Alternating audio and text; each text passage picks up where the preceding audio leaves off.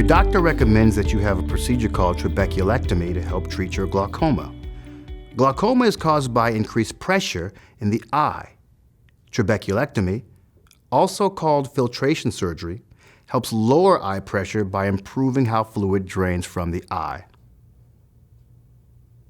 In the healthy eye, fluid called aqueous humor is made in the front of the eye and flows out through a tiny drain called the trabecular meshwork.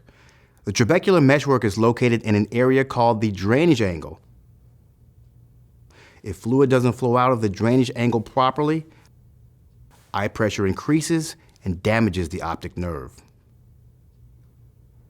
With trabeculectomy, your eye surgeon creates a tiny channel in the white part of your eye to help drain fluid and lower pressure.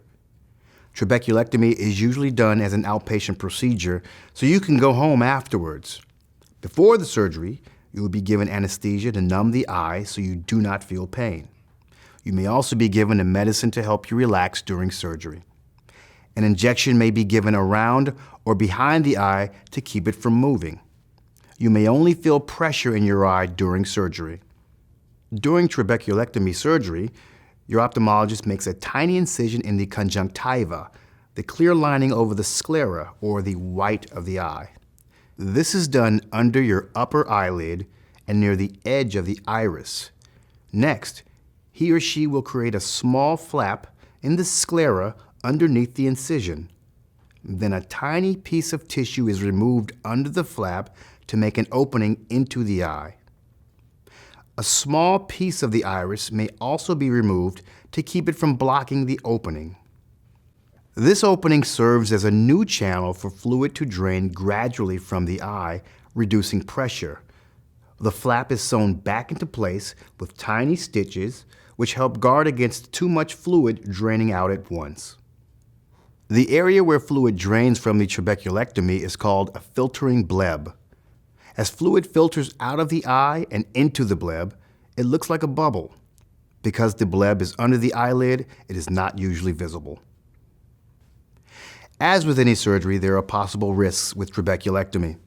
Trabeculectomy risks can include increased eye pressure, failure to control eye pressure with the need for another surgery, either soon after surgery or much later, eye pressure that is too low, abnormal collection of fluid in the eye with the need for a second surgery, problems with the bleb such as infection or trauma, damage to the cornea and or sclera, bleeding in the eye, infection, ongoing swelling in the eye, lens becoming cloudy, ongoing irritation or discomfort in the eye, and partial or complete loss of vision.